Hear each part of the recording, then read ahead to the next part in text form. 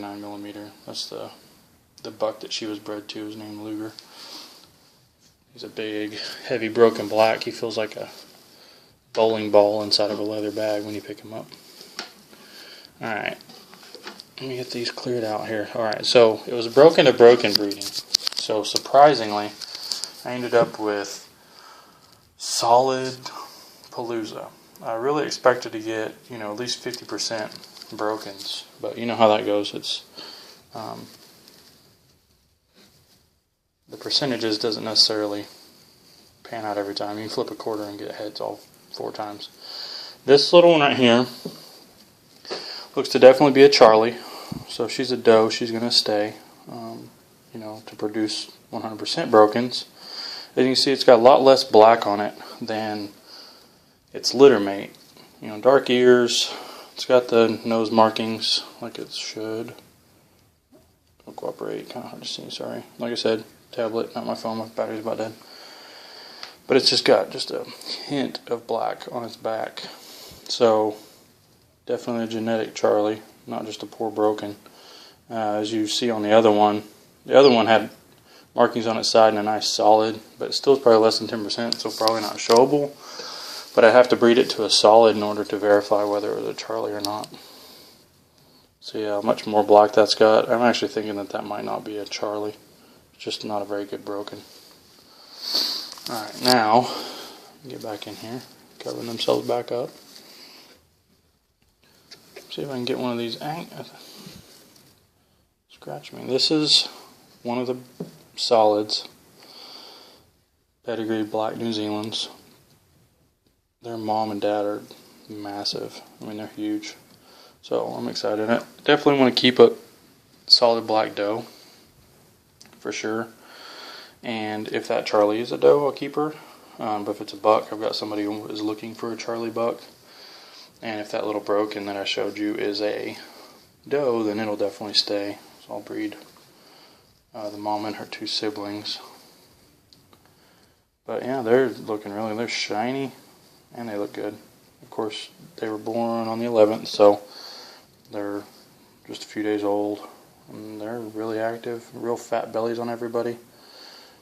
This mama did really good. Why that one other kit had a small belly, I don't know. I don't know what that was all about.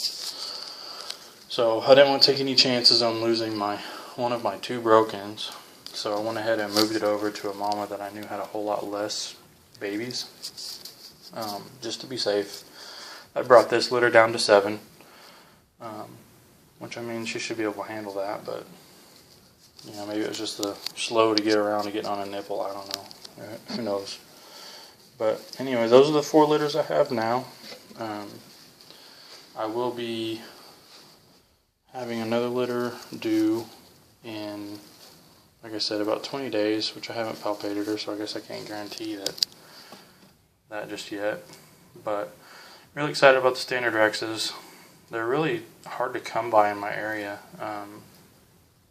I've had to source mine from kind of all over here and there to get some good Rexes that actually are, meet weight and are, standard of perfection, as close as I can get.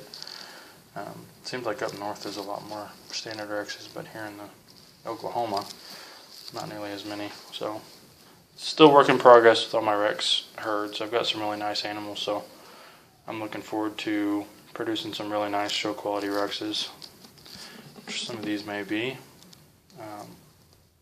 But we'll see. The New Zealands, I've sourced them from a lot of really good breeders, so I should produce some really nice New Zealands. Let's look at everybody again. There's the little red-headed stepchild that isn't red. And these guys are just little tanks compared to everybody else, but of course they're, going on almost a week older. So, yeah, that's what I've got going on right now, and I'll be making more videos with all my breeders. Right now it's just dark outside. I brought the babies in because it's going to get down into the 30s tonight, and I just want to check everybody over. Figured my good a time as any to check all the babies out was when it was going to be super cold, so what's in there? He's going somewhere. I don't know where he thinks he's going. Where you going, buddy? All your little brothers and sisters are in here. You should stay there, nice and warm. But yeah, many more videos to come. I'm gonna try to document all of my adventures, I guess, so everybody can see what I've got going on, and follow my page on Facebook, which is Wilby's Rabbitry and More. With the more being, I've got goats, and actually I've got a doe that's due. Well, you'll see. I posted a video just the other day of her. She should be due at the earliest this week, but at the latest end of next week. We're kind of using the 19th as a guesstimate. We knew she was in heat with the buck on the 19th, and I took her away from the buck a week after that. So, I mean, I would assume that it's probably somewhere closer to the 19th rather than at the end of that week, because usually if they're in heat, there's really not a lot of discussion that goes on at that point. They usually get to business. So, of course, I'll make videos on that. And all my chickens, I'll introduce you guys to the mini donkey. And like I said, I'll introduce to all my breeders, my breeder rabbits, and my future breeder rabbits. I've got some really nice stuff that I got from another local breeder north of me by a ways, but you know, I consider it local. I got some nice Rexes from her that I'll show you guys. Red-eyed white buck and a couple lilac does. And yeah, it'll be, you guys can kind of join me on my adventure here.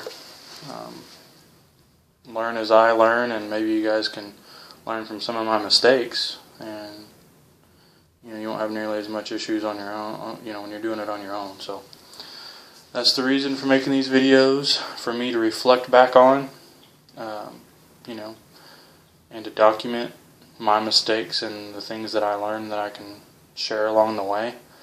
And you know, when I get to showing this year, I'll, you know, make videos of that and everything. Just, you know, things I learn along the way. So everybody have a good evening, and I guess I will let you guys go. And like I said, I'll make another video in the next week or so when the weather's nice, and of all the adults. Talk to you later. Bye.